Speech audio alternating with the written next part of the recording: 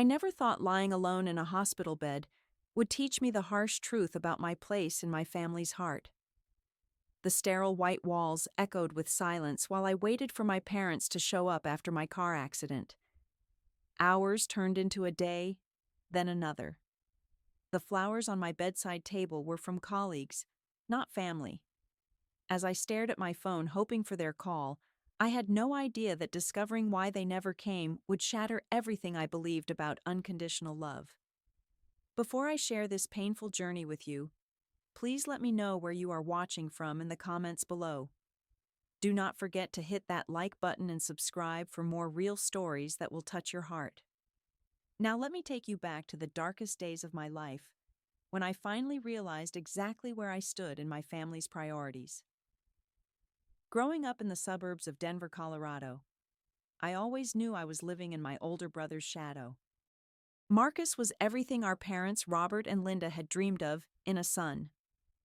While I struggled through community college studying accounting, he sailed through Harvard Law School with honors. Our modest two-story home was filled with his academic achievements, debate team trophies, and acceptance letters from prestigious firms. My own accomplishments, though respectable, seemed to fade into the background whenever Marcus entered the room. The pattern started early. During high school graduation, my parents spent the entire ceremony talking about Marcus's upcoming internship at a Boston law firm. When I graduated from college with decent grades and landed my first job at a small accounting firm, they barely acknowledged it, because Marcus had just made law review.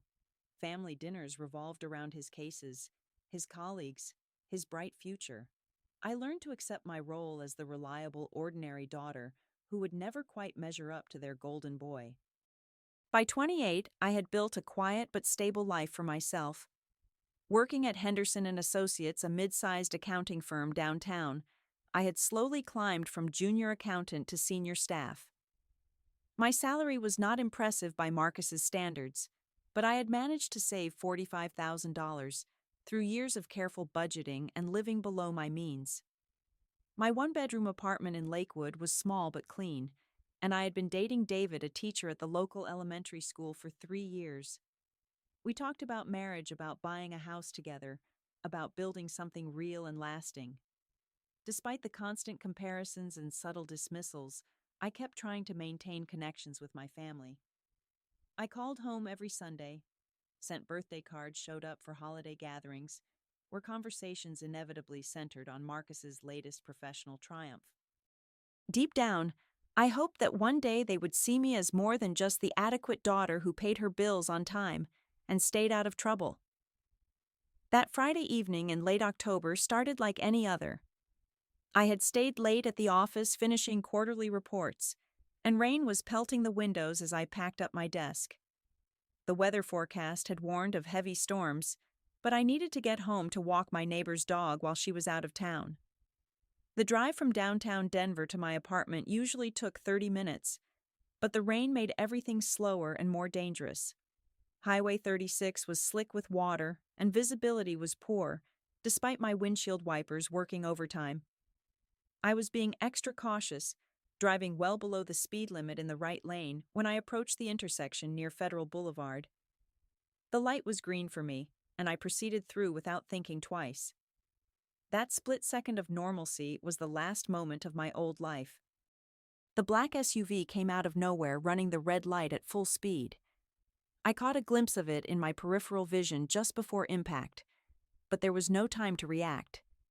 The collision sent my small Honda spinning across the wet pavement like a toy. The sound of crushing metal and shattering glass seemed to go on forever. When everything finally stopped moving, I was hanging upside down from my seatbelt, blood running down my face, my left leg screaming with pain. Emergency responders arrived within minutes, but it felt like hours as I drifted in and out of consciousness. The paramedics had to cut me out of the wreckage, carefully extracting me while checking for spinal injuries. Through the haze of shock and pain medication, I heard them discussing my condition. Broken left tibia and fibula 3, cracked ribs, mild concussion, multiple lacerations. Serious, but not life-threatening. I would need surgery on my leg, and at least a week in the hospital.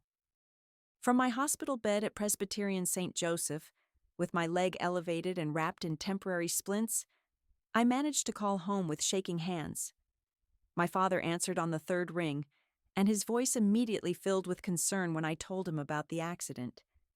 He asked detailed questions about my injuries, and the other driver promising that he and Mom would drive up from Colorado Springs first thing in the morning. The relief in his voice when I assured him I would be okay gave me comfort during that first frightening night. For once, I felt like their priority.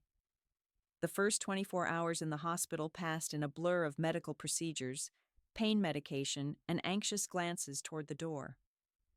Every time I heard footsteps in the hallway, my heart would jump expecting to see my parents rushing in with worried faces and comforting words. The nurses kept asking about my emergency contacts, and I kept assuring them that my family would be there soon. But as Friday night became Saturday morning and Saturday afternoon stretched into evening, the empty chair beside my bed became a symbol of something I was not ready to acknowledge.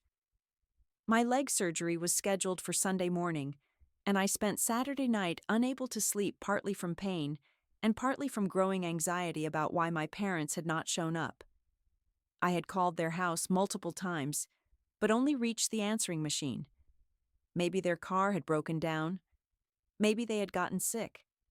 Maybe there was some reasonable explanation that I was too medicated to think of.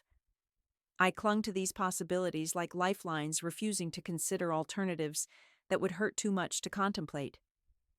When my phone rang Sunday morning, I grabbed it eagerly, expecting to hear my mother's apologetic voice explaining their delay. Instead, it was Marcus calling from what sounded like a noisy restaurant or bar. His tone was casual, almost cheerful, as he asked how I was feeling and whether the doctors had given me a timeline for recovery. As we talked, I could hear clinking glasses and laughter in the background, which seemed oddly festive for someone whose sister was lying in a hospital bed. Then, without thinking, Marcus mentioned something that stopped my heart. He was talking about the amazing weekend he was having in Chicago, how proud he was of his achievement, how incredible the ceremony had been the night before. When I asked what ceremony, he laughed and said he thought I knew about the Lawyer of the Year award he had received from the Illinois State Bar Association. The timing became clear with horrible precision. The awards dinner had been Saturday night, the same night I had surgery scheduled, the same night I had been lying alone wondering where my family was.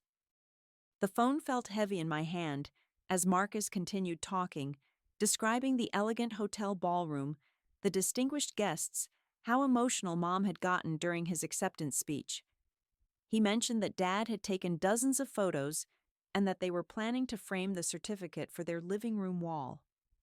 Every detail felt like a physical blow. While I had been preparing for surgery, my parents had been watching my brother receive applause from strangers. While I had been wondering if anyone cared whether I lived or died, they had been celebrating his professional success. Marcus seemed genuinely surprised when I asked why they had not come to see me instead. In his mind, there was no conflict. The award ceremony was a once-in-a-lifetime opportunity, something he had worked toward for years. My accident, while unfortunate, was clearly not serious, since I was able to call and talk normally. He even suggested that the timing was lucky since they could celebrate his achievement and then come visit me afterward without missing anything important. His casual dismissal of my pain and fear revealed just how little my family understood about what I had been going through. After hanging up with Marcus, I stared at the ceiling tiles and tried to process what I had learned. My parents had made a choice. Faced with their daughter's medical emergency and their son's career milestone, they had chosen the celebration. They had chosen pride over compassion achievement, over need the son who made them look good, over the daughter who required their support. The realization settled in my chest like a cold weight, making it hard to breathe. When I finally called my parents, directly reaching them at their hotel in Chicago, the conversation was even more devastating than I had imagined. My father's voice carried irritation rather than guilt when I asked why they had not come to Denver. He explained as if talking to a child that Marcus's award was extremely important for his career and their family's reputation. They had planned this trip for months, he said, and my accident was clearly not serious enough to warrant changing their plans. My mother added that they would visit me as soon as they returned, bringing flowers and a nice dinner to make up for the delay. Their casual dismissal of my feelings cut deeper than the accident itself. They spoke as if I was being unreasonable for expecting them to prioritize my medical emergency over a social event. When I tried to explain how frightened and alone I had felt, my father interrupted to say that I was being dramatic. After all, I was fine, was I not? The doctors were taking good care of me, and I had insurance to cover the costs. What more did I need? Their words revealed a fundamental misunderstanding of what family support actually meant. The remaining 3 days I spent in the hospital passed in a haze of physical therapy medication adjustments and emotional numbness. David visited every day after work, bringing homemade soup and staying until visiting hours ended. A few colleagues stopped by with magazines and get-well cards. Even my elderly neighbor, Mrs. Patterson, managed to take the bus across town to check on me. But the absence of my parents felt like an open wound that would not heal. When Robert and Linda finally appeared on Wednesday afternoon, carrying expensive flowers and wearing forced smiles, I felt nothing but exhaustion. They filled the small room with chatter about Marcus's award ceremony, showing me pictures on Linda's phone of him shaking hands with judges and attorneys. They described the hotel, the dinner menu, the other award recipients, all while I lay there with my leg in a cast, realizing that even their visit was really about Marcus's success. Their apologies were brief and superficial, focused more on justifying their absence than acknowledging the impact it had on me. Leaving the hospital with crutches and a walking cast was both a relief and a challenge. The physical therapy would take months, but I was determined to regain my independence as quickly as possible. More importantly, I was beginning to understand that my emotional recovery would require some difficult decisions about my relationship with my family. The accident had not just broken my leg, it had shattered my illusions about unconditional love and family loyalty. During the 6 weeks I needed crutches, I made a conscious choice to limit contact with my parents. I stopped calling every Sunday, responding instead to their occasional messages with brief texts about my physical progress. When they invited me to Thanksgiving dinner, I politely declined spending the holiday with David's family instead. His parents, both retired teachers, welcomed me warmly and never once asked why my own family was not there. The contrast was striking and painful. The distance I created was not born from spite, but from a need to protect myself while I healed. Every interaction with Robert and Linda reminded me of my secondary status in their affections. They would call to update me on Marcus's latest case victories or social events, always seeming surprised when I showed little enthusiasm for these reports. They appeared genuinely puzzled by my coolness, as if they could not connect their choice in Chicago to my current emotional state. Meanwhile, I focused on rebuilding my life with the people who had actually shown up when I needed them. David proved to be more supportive than I had ever imagined, helping me navigate daily tasks while my leg healed and never making me feel like a burden. My colleagues at Henderson and Associates had covered my workload without complaint, and my boss had held my position open despite the extended absence. These relationships, built on mutual respect and genuine care, began to feel more like family than my biological relatives. 2 years passed in this pattern of limited contact and careful emotional distance. I returned to work full-time, eventually earning a promotion to audit supervisor with a substantial salary increase. David and I moved in together, combining our savings to buy a modest 2-bedroom house in a quiet neighborhood near his school. We got engaged on the 2nd anniversary of my accident, choosing the date deliberately as a symbol of new beginnings. My ring was simple but meaningful, purchased with money we had saved together rather than family wealth. During this time, Marcus's career continued its upward trajectory. He made partner at Morrison and Associates, one of Denver's most prestigious law firms specializing in corporate law and investment advice.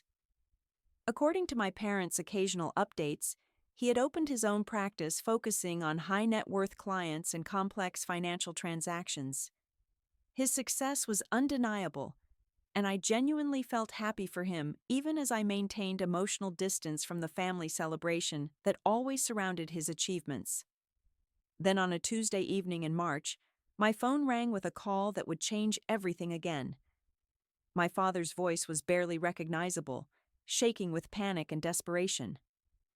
Marcus had been arrested that afternoon by federal agents on charges of securities fraud and conspiracy.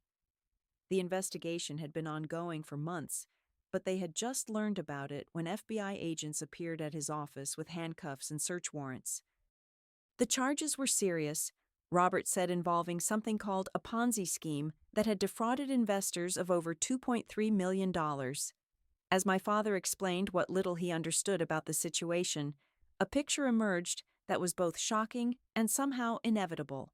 Marcus had been providing legal advice to an investment firm called Rocky Mountain Capital Partners, helping them structure deals and recruit wealthy clients. What he had not told his family and what prosecutors now alleged was that he knew the firm was operating a fraudulent scheme that promised unrealistic returns while using new investor money to pay earlier clients. When the scheme collapsed, hundreds of people lost their retirement savings, and Marcus was facing 15 to 20 years in federal prison. The phone call lasted over an hour, with Robert alternating between disbelief and desperate strategizing. They had already mortgaged their house in Colorado Springs to hire a criminal defense attorney, but the lawyer was saying that Marcus needed the best possible representation if he had any hope of avoiding a long prison sentence. The family's savings were exhausted, their credit cards maxed out, and they were facing the possibility of losing everything they had worked for over 40 years. Near the end of our conversation, Robert's voice took on a tone I had never heard before, a combination of pleading and entitlement that made my stomach turn. He reminded me of how close our family had always been, how we had always supported each other through difficult times. He mentioned my stable job, my savings account, my lack of major financial obligations. Then, with devastating directness, he asked if I would consider lending them $50,000 to hire the top criminal defense attorney in Colorado, a man who specialized in federal fraud cases and had successfully defended several high-profile clients. The request hung in the air like a toxic cloud. After years of being treated as the family afterthought after being abandoned during my own crisis, they were now asking me to sacrifice my financial security to save Marcus from the consequences of his own choices. Robert's argument was both emotionally manipulative and logically flawed. He spoke of family obligation, of the love I owed my brother, of the tragedy that would befall all of them if Marcus went to prison.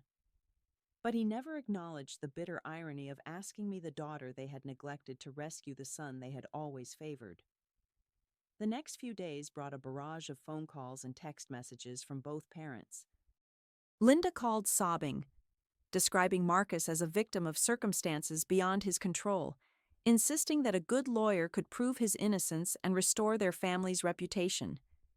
She painted pictures of holiday gatherings ruined forever, of grandchildren who would grow up ashamed of their father, of a brilliant career destroyed by a simple mistake in judgment. Her emotional manipulation was relentless, designed to make me feel guilty for having money while they suffered. But even as my parents pleaded their case, I was doing my own research into Marcus's situation. The federal complaint was public record, and the details it contained were far more damaging than my family had admitted. This was not a case of innocent mistake or poor judgment. The evidence showed that Marcus had been actively involved in recruiting investors, had helped structure fraudulent documents, and had continued promoting the scheme even after he suspected its illegal nature. Most damning of all, the investigation revealed that he had quietly warned several of his personal friends to withdraw their investments weeks before the scheme collapsed, protecting his inner circle while leaving other clients to lose everything. The man described in these federal documents was not the naive victim my parents portrayed, but a calculating participant who had knowingly enriched himself while others lost their life savings. His luxury purchases over the past 2 years suddenly made sense: the $800,000 house, the Tesla, the frequent trips to Europe. He had been living off money stolen from retirees and working families, and now my parents wanted me to help fund his defense using money I had earned through honest work and careful savings. The confrontation I had been avoiding for 2 years finally arrived when I agreed to meet my parents at their house to discuss Marcus's situation face to face.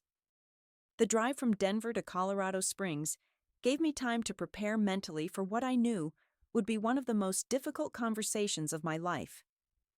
David had offered to come with me for support, but I felt this was something I needed to handle alone. The family dynamics that had shaped my entire life were finally coming to a head. Walking into my childhood home felt surreal after months of limited contact.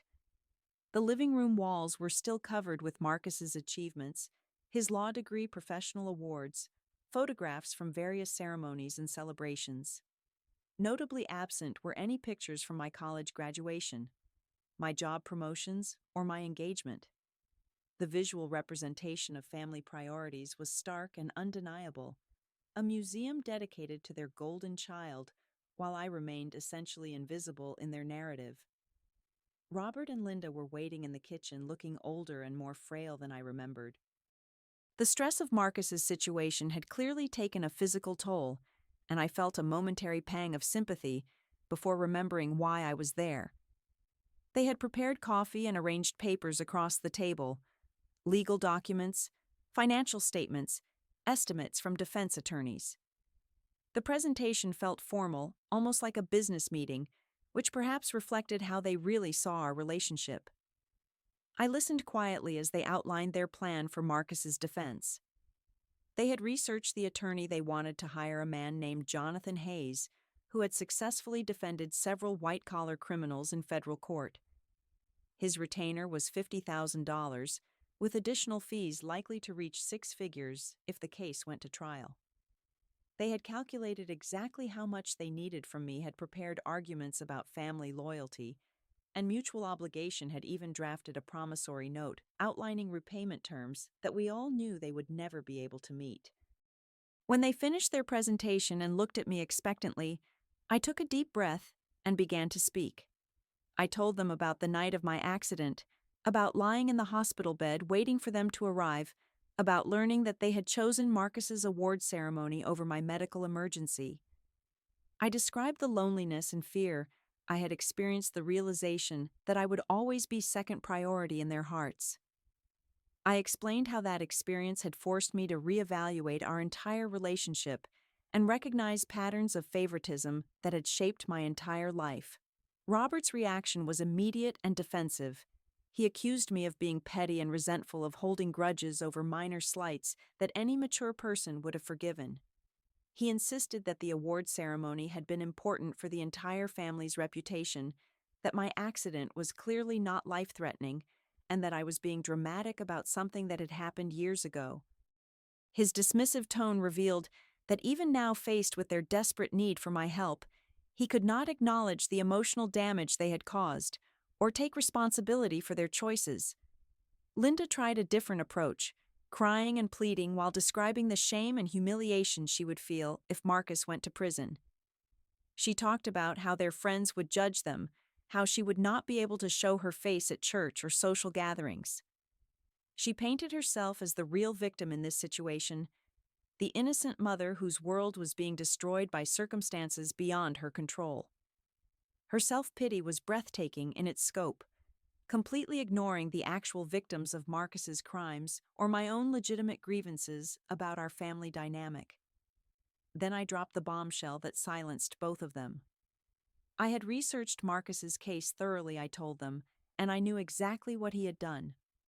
This was not a case of mistaken judgment or being in the wrong place at the wrong time. Marcus had knowingly participated in a scheme that stole millions from hardworking people, many of them retirees who lost their entire life savings. He had lived luxuriously off stolen money while his victims struggled with financial ruin. I would not use my honestly earned savings to help a criminal escape justice for his deliberate crimes. The room erupted in angry denials and accusations. Robert called me selfish and vindictive, claiming that I was destroying our family out of spite.